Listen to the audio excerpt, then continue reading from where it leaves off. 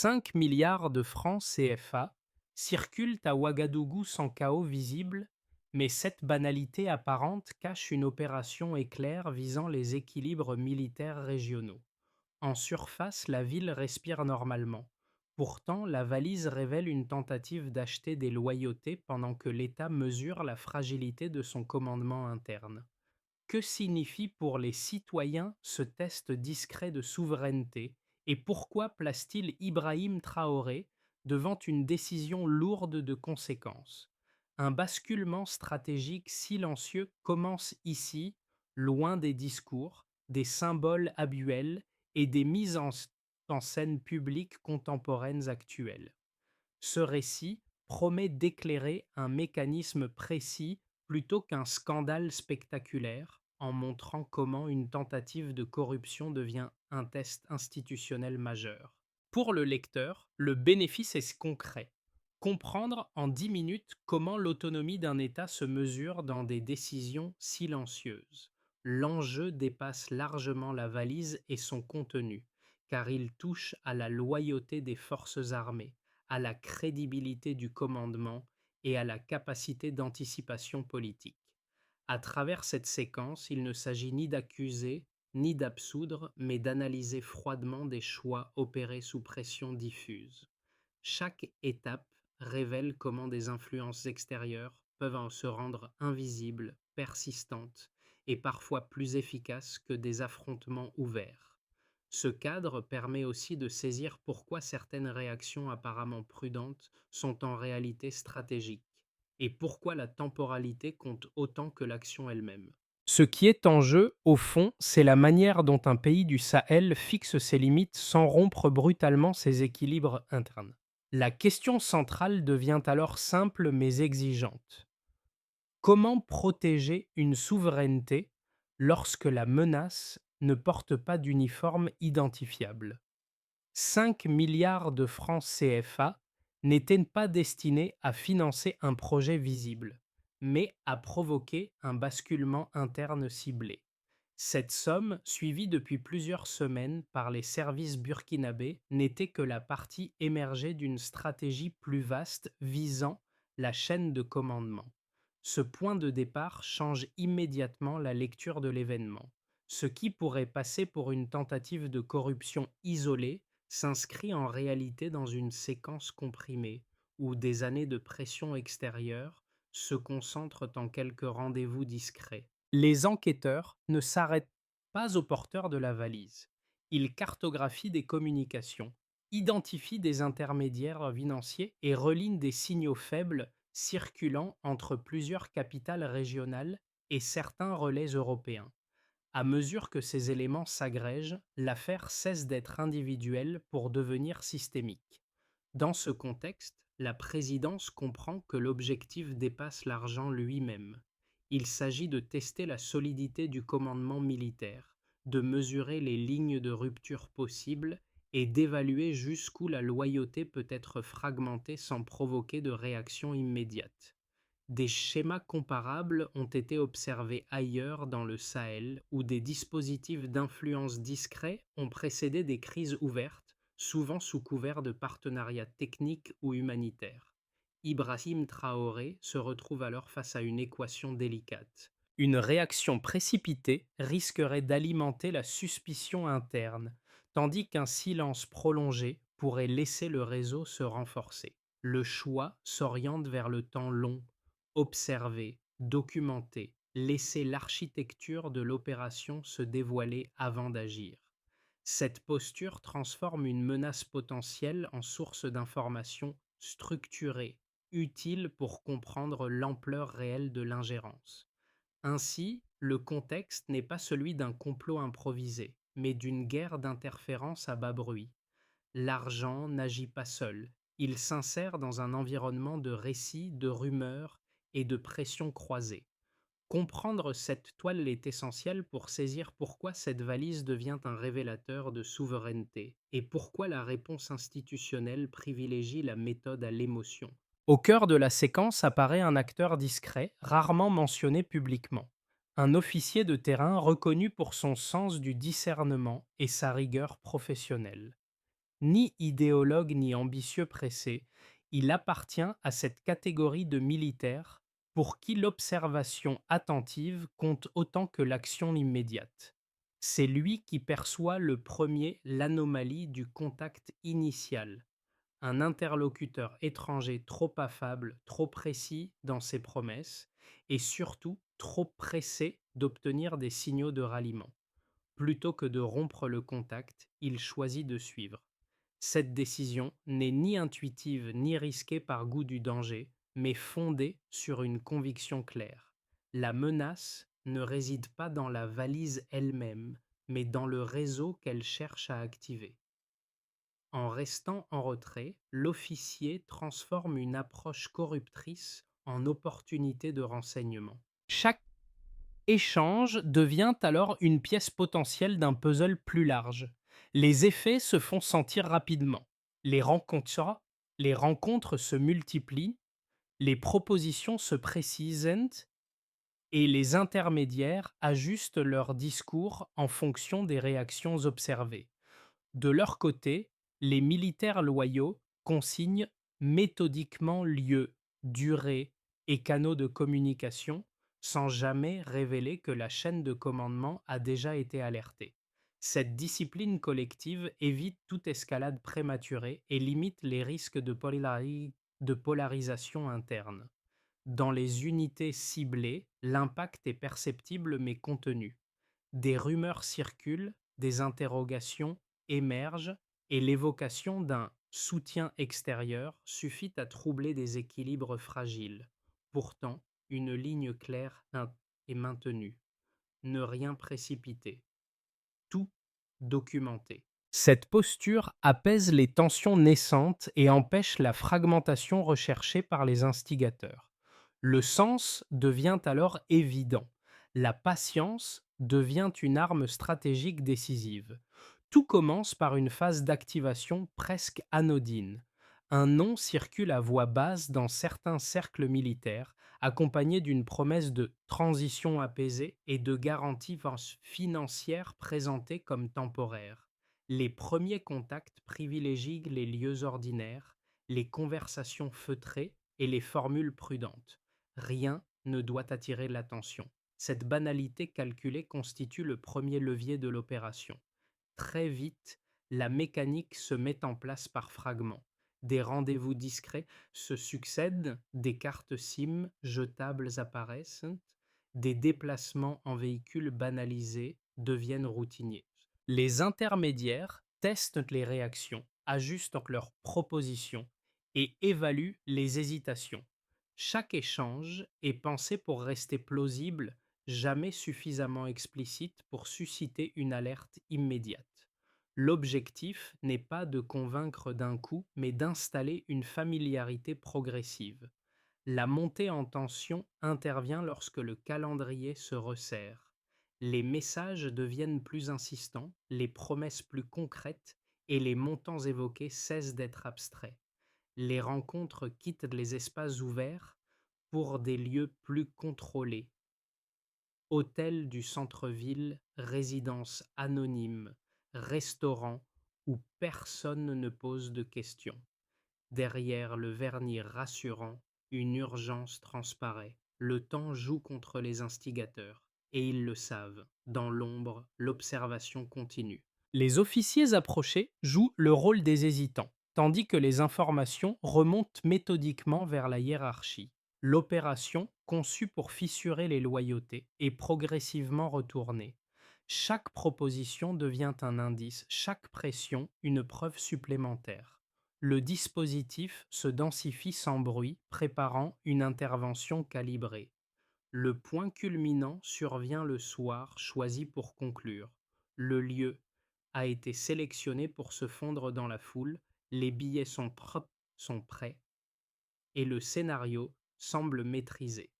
Les instigateurs pensent tenir leur succès.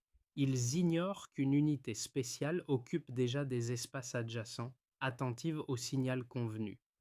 Lorsque celui-ci retentit, l'intervention est rapide, silencieuse et sans heurts inutiles. La mallette est saisie, l'intermédiaire arrêté et l'opération s'effondre en quelques minutes. Informé immédiatement, Ibrahim Traoré valide la mise sous scellé et autorise une communication mesurée. Cette décision marque une rupture nette. L'affaire cesse d'être une rumeur interne pour devenir un fait établi, exposé avec suffisamment de clarté pour empêcher les récits concurrents, mais avec assez de retenue pour éviter la panique. Le tempo est désormais imposé par l'État.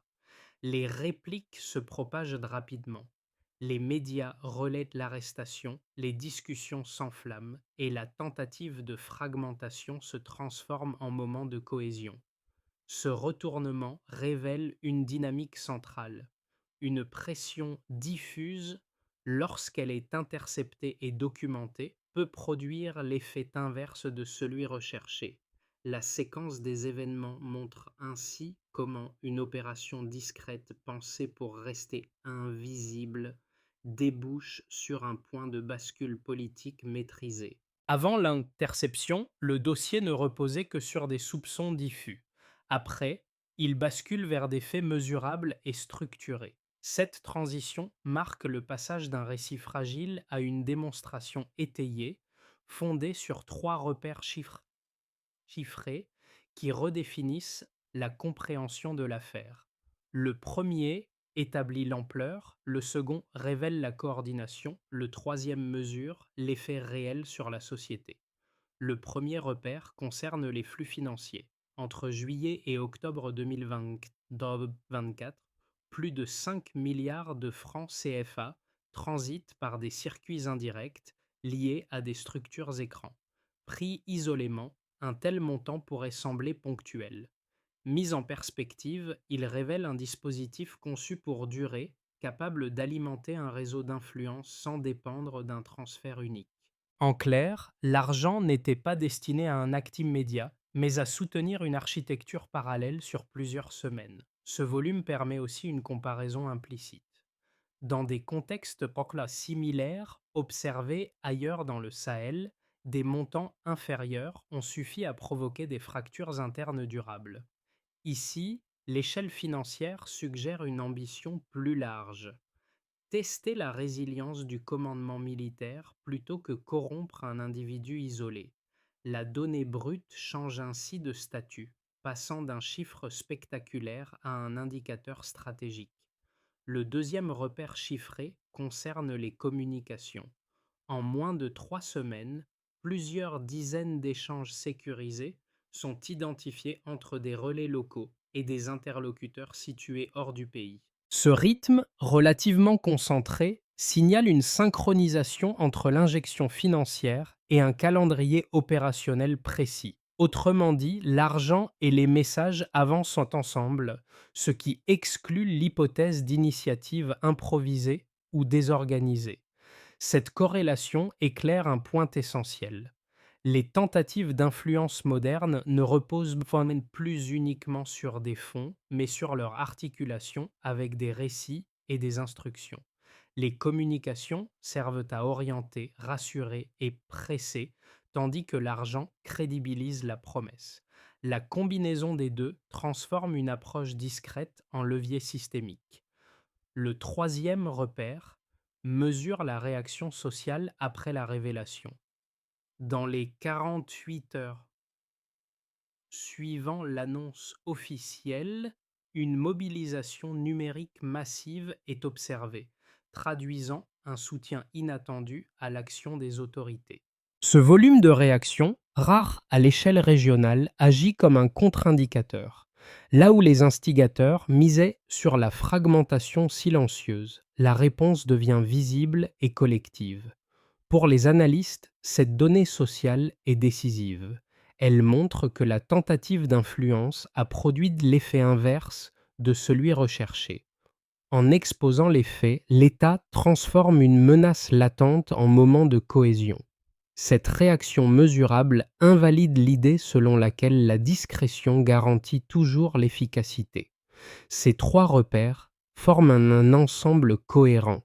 Les flux financiers révèlent l'organisation, les communications démontrent la coordination et la mobilisation sociale mesurent l'impact réel. Ensemble, ils permettent de passer d'une lecture émotionnelle à une lecture structurée, fondée sur des indicateurs comparables. La décision de rendre ces éléments publics validés par Ibrahim Traoré s'inscrit dans une logique précise: contraindre les acteurs extérieurs à réagir face à des faits vérifiables plutôt qu'à des interprétations. Ce basculement quantitatif change durablement la trajectoire du récit. Avant, l'affaire pouvait être contestée comme un soupçon amplifié. Après, elle s'impose comme une démonstration méthodique d'ingérence. La souveraineté cesse alors d'être un principe abstrait pour devenir une réalité mesurable, défendue par des données et non par des slogans.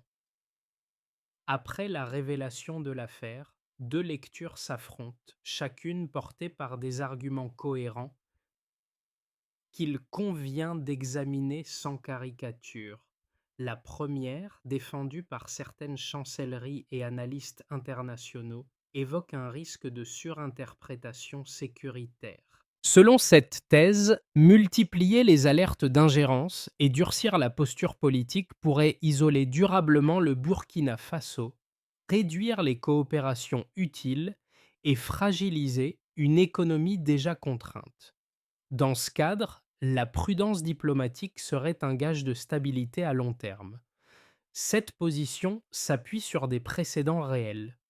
Des États confrontés à des menaces diffuses ont parfois vu leur marge de manœuvre se réduire après des ruptures abruptes avec leurs partenaires.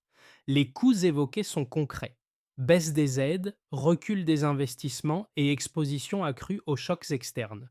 L'argument mérite donc d'être pris au sérieux, car il rappelle que la souveraineté s'exerce toujours dans un environnement interdépendant. La seconde lecture renverse cette logique.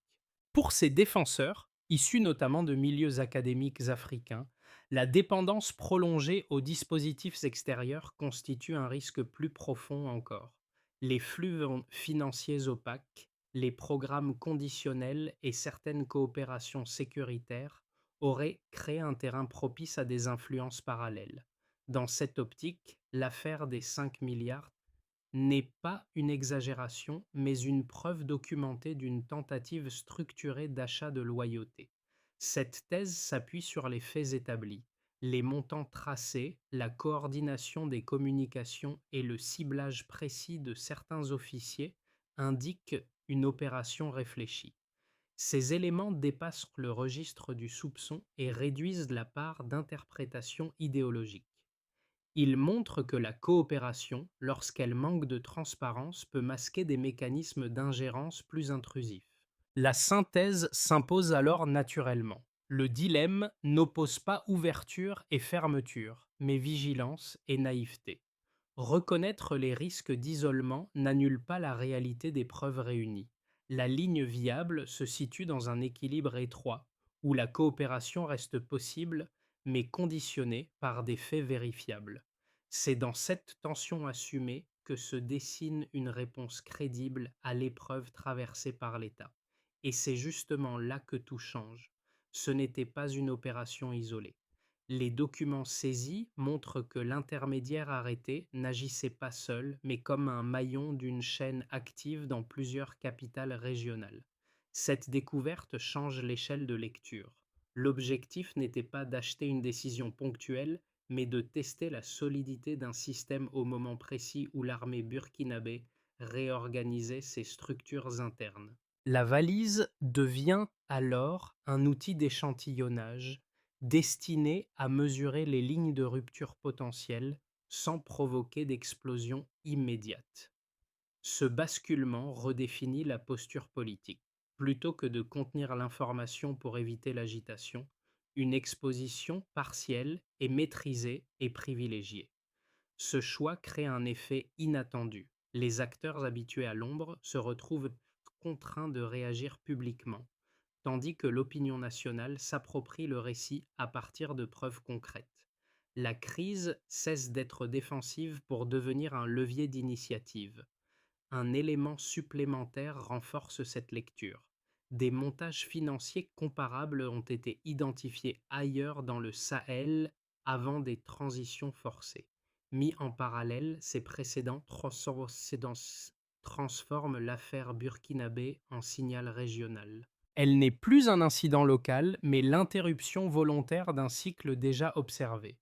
À ce point précis, le récit change de nature. Il ne s'agit plus seulement de déjouer une manœuvre, mais de démontrer qu'un État peut reprendre l'ascendant en révélant les mécanismes mêmes de l'ingérence.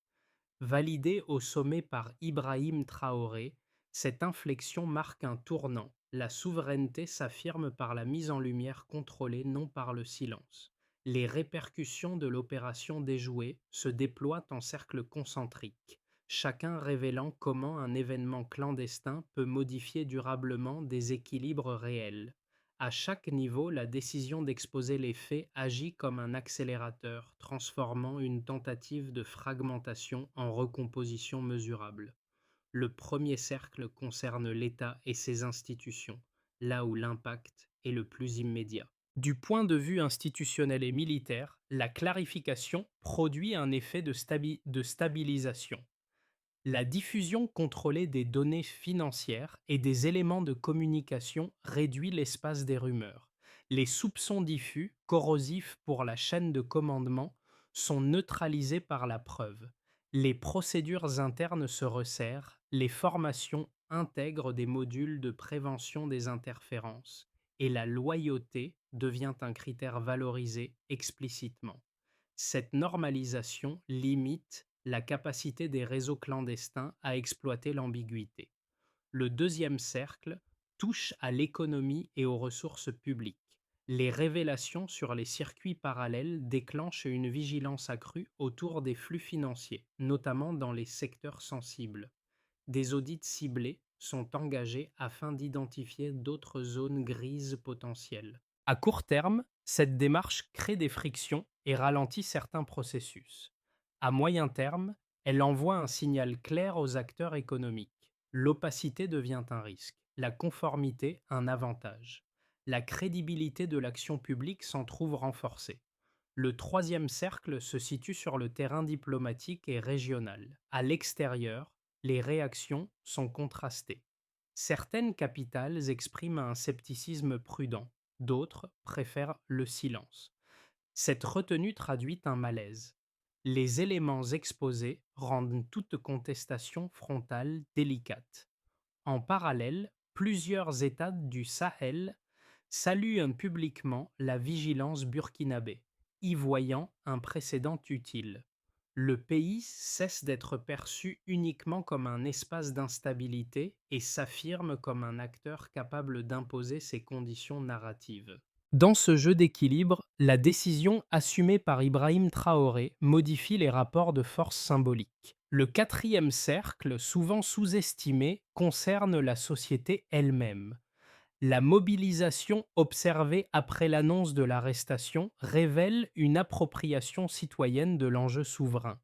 Dans les quartiers comme dans les zones rurales, l'affaire est discutée non comme un scandale, mais comme une démonstration de vigilance collective.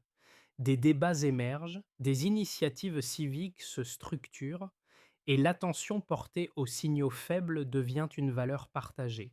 La peur diffuse cède la place à une forme d'engagement lucide. Pris ensemble, ces quatre cercles montrent un renversement net. Une opération pensée pour fissurer les loyautés produit l'effet inverse. L'argent destiné à fragmenter l'État contribue par son interception à renforcer des liens institutionnels, économiques, diplomatiques et sociaux. La souveraineté cesse d'être une proclamation abstraite pour devenir une réalité observable, ancrée dans des pratiques et des réactions mesurables. C'est dans cette translation du clandestin vers le concret que réside l'impact le plus durable de la séquence. À partir des signaux déjà observables après l'affaire, trois trajectoires plausibles se dessinent pour les 6 à 12 prochains mois. Elle ne relève ni de la spéculation sensationnaliste, ni d'une projection arbitraire, mais d'une lecture conditionnelle des dynamiques en cours. Chaque scénario dépend moins d'un événement isolé que de l'enchaînement de décisions prises dans un environnement sous contrainte. Dans le scénario le plus probable, celui d'une continuité prudente, la ligne actuelle est maintenue sans rupture brutale. Les mécanismes de prévention des interférences sont consolidés au sein des forces armées, tandis que les audits économiques engagés produisent des ajustements progressifs. Les relations extérieures demeurent tendues mais gérables au prix d'une croissance modérée et d'une pression diplomatique persistante. Ce chemin repose sur une logique simple: avancer sans provoquer, réduire les vulnérabilités identifiées et préserver des marges de négociation. La stabilité s'améliore lentement, sans effet spectaculaire. Dans un scénario plus favorable, celui d'une montée en puissance régionale, la coordination entre du Sahel s'intensifie de manière tangible. Des coopérations sécuritaires et économiques mieux alignées créent un effet de levier. La mutualisation de certaines capacités, la sécurisation de corridors stratégiques et une gestion plus concertée des ressources attirent des investissements régionaux. Dans cette hypothèse, l'affaire des 5 milliards devient un point d'appui narratif et politique. Elle sert de preuve qu'un État peut reprendre l'initiative et inspirer ses partenaires, renforçant sa crédibilité externe et son influence régionale. Le scénario le plus inquiétant reste celui d'un durcissement des pressions, des sanctions plus lourdes, une contraction des financements extérieurs ou de nouvelles tentatives de déstabilisation pourraient fragiliser les acquis récents. Dans ce contexte, la cohésion interne serait mise à l'épreuve et les tensions sociales pourraient en s'accentuer. Une baisse d'activité économique amplifierait les fragilités existantes, rendant chaque décision plus coûteuse politiquement. Ce chemin ne conduit pas nécessairement à une rupture immédiate, mais à une usure progressive des capacités institutionnelles. Face à ces trois trajectoires, une recommandation de lecture s'impose. Aucun scénario n'est figé. Les choix opérés aujourd'hui orientent la trajectoire plus qu'ils ne la déterminent. Si la souveraineté est traitée comme un processus mesurable plutôt qu'un slogan, alors les marges de manœuvre demeurent ouvertes. C'est cette discipline, plus que la posture, qui conditionne l'issue des mois à venir. Au-delà des institutions et des chiffres, la séquence produit des effets concrets sur des groupes aux préoccupations distinctes, mais reliés par une même question: la confiance. Pour les leaders d'opinion et analystes, l'affaire agit comme un révélateur intellectuel. Elle oblige à revisiter les cadres d'analyse habituels de la coopération et de la sécurité. Les débats se déplacent, moins centrés sur les intentions affichées, davantage sur les mécanismes réels d'influence. Cette inflexion nourrit des discussions publiques plus exigeantes, fondées sur des faits plutôt que sur des alignements de principes. Chez les jeunes engagés et les acteurs civiques, l'impact est plus direct. La prise de conscience que des décisions majeures peuvent se jouer dans l'ombre renforce l'exigence de participation et de vigilance. L'épisode devient un cas d'école, souvent cité pour illustrer que l'engagement ne se limite ni au vote ni à la protestation ponctuelle. Il inclut l'attention portée aux signaux faibles, la capacité à questionner les récits officiels et l'appropriation des outils d'information. Cette dynamique se traduit par des échanges plus fréquents, des initiatives locales et une demande accrue de transparence. Pour les citoyens ordinaires, notamment dans les quartiers et les zones rurales, l'effet est plus subtil mais durable. L'affaire s'invite dans les conversations quotidiennes, non comme un scandale lointain, mais comme une interrogation sur la dignité, la loyauté et la protection collective. La politique cesse d'être perçue comme abstraite. Elle se relie à des gestes concrets, à des choix perçus comme protecteurs ou risqués, et à l'idée que la stabilité dépend aussi de comportements individuels. Ces regards croisés dessinent un point commun: La souveraineté devient une expérience vécue, partagée et discutée, plutôt qu'un concept réservé aux élites. Cette appropriation progressive, faite de débats et d'attention collective, constitue un capital immatériel. Elle ne garantit pas l'absence de crise future, mais elle élargit la capacité d'une société à les comprendre et à y répondre sans panique. Transformer l'échec d'une opération clandestine en capacité durable exige une feuille de route lisible, séquencée et mesurable. La première étape consiste à revoir les partenariats stratégiques exposés par l'affaire. Les accords existants, notamment dans les secteurs sécuritaires et extractifs, sont passés au crible afin d'identifier les clauses asymétriques. Le calendrier est volontairement resserré. L'objectif n'est pas la rupture, mais l'ajustement, avec un critère clair, plus de transparence et une valeur ajoutée locale mieux définie. La deuxième étape vise la traçabilité financière. Des outils de suivi renforcés sont déployés pour réduire l'espace des circuits parallèles et détecter plus tôt les anomalies. La réussite ne se mesure pas par des annonces, mais par la capacité à repérer des signaux faibles avant qu'ils ne deviennent des crises. Cette logique privilégie la prévention plutôt que la réaction en transformant l'information en barrière de protection. La troisième étape concerne la cohésion militaire. Des modules spécifiques sont intégrés aux formations et aux unités opérationnelles pour prévenir les interférences et clarifier les procédures d'alerte. L'alignement entre doctrine, éthique et chaîne de commandement devient central. Les indicateurs retenus sont simples: rapidité de remontée des informations, clarté des responsabilités et réduction des zones d'ambiguïté exploitables.